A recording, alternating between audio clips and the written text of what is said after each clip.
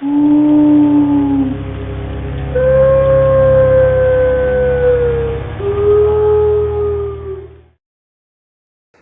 dan, ja se zovem Juri i danas ću pročitati vam pjesmu malo tužnu, Pas na mjesecu.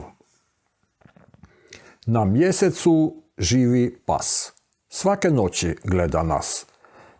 Gleda, suze lije. Nikako mu dobro nije. Na mjesecu prazno, hladno, na mjesecu vrlo gadno. Nema zraka, nema trave, nema vode, koje strave? Crno nebo, crna tama, gole stijene, muka sama. Pas bi htio doći k nama. On bi htio na raketi da na zemlju k nama sleti.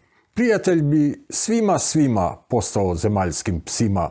S njima ganjao bi mačke od Amerike do Bačke, pa od Afrike do Krima ganjao bi mačke s njima. I na mjesec usred neba lajao bi kako treba.